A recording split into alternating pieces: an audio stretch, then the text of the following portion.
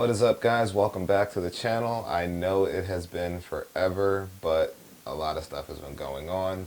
Some of the things I'm really excited to talk about. Other ones you guys will find out later. But one of the big ones that I wanted to get into, which is basically the topic of this video, is I have fully committed to getting back into competition, and as a result, I had to readjust things with my work schedule. I had to readjust things with my training schedule, and I've been doing a lot of stuff in that direction. So that's why there hasn't been a lot of footage. I have played a couple of matches since I recorded stuff, but I didn't really prioritize filming it because I needed to feel like I was really getting back into match form. That doesn't mean I'm not going to be doing the teaching parts of this channel as well, but my focus has kind of gone that way more than it was in the beginning of the video, or in the beginning of creating this channel. So the reason why I'm doing this video, aside from just informing where the channel's going, is I kind of wanted to document like my mentality in getting back into competition.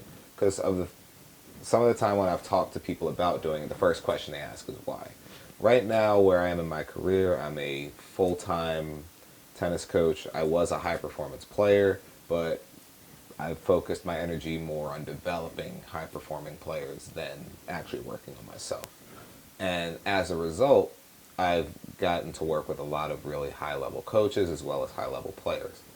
But what I've noticed I'm not, by no means am I saying that I'm old, but what I've noticed in the time that I've been coaching more, I've become less able to play with my students.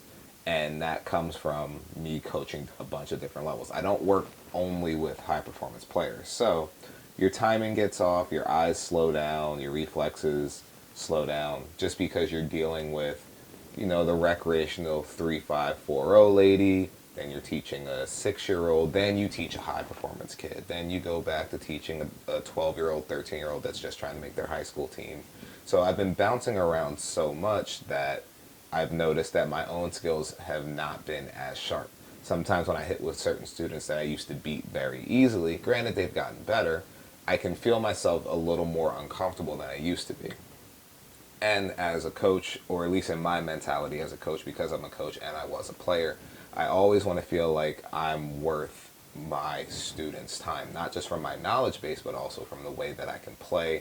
I can press them in the ways that they need to be pressured, and then I can also show them, like, here's the mistakes you make, here's what happens when you make those mistakes. I should be able to put balls away, I should be able to volley better, I should be able to show them the results of the mistakes they're making so that they can actually progress.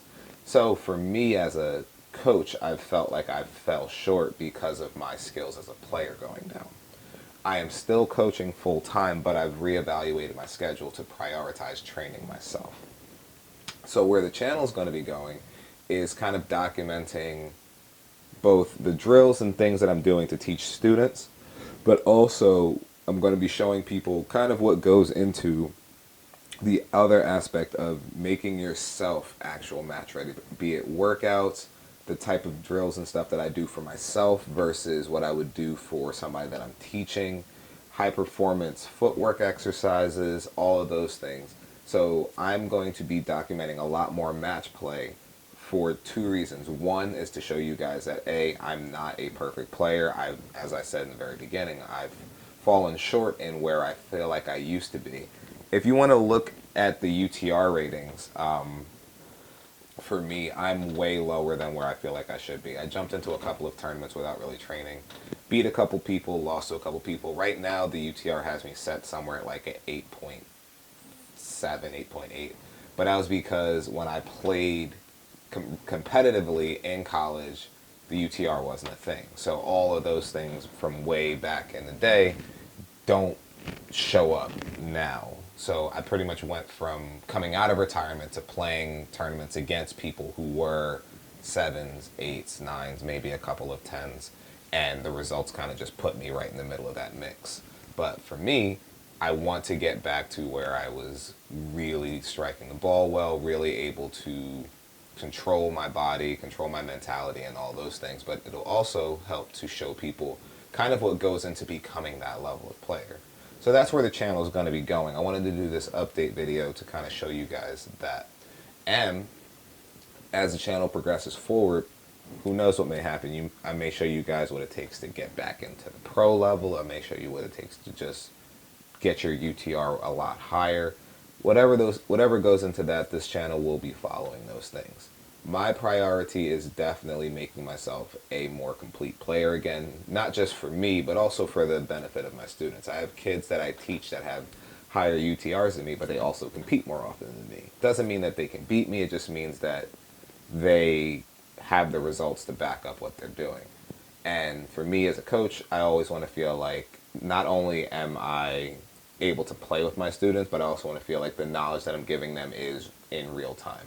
A lot of coaches kind of go through the process of telling you about when they were a player, and for some coaches it sounds like a very far removed story. You have coaches that are in their late 40s, early 50s, 60s, and they're always talking about, when I was a player, here's what it was. But the game changes, and the game has changed over and over again.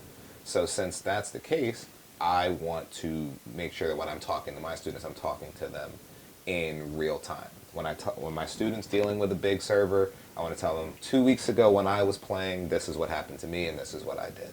So that's kind of where the channel is going to be going. It's going to be documenting my transition from coaching to playing. It's going to be documenting some of the things that I've done in that direction. I'm also still going to be working on drills for different level students. I'm still going to be doing all those things, technical analysis, video analysis. All those things will be there. But in the last few months of me not doing stuff on the channel, that's why.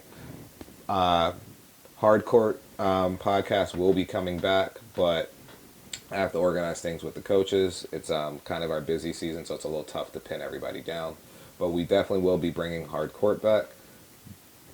Moving forward with the channel, I hope that everybody's kind of like excited to see these things. There's definitely going to be a lot more match play.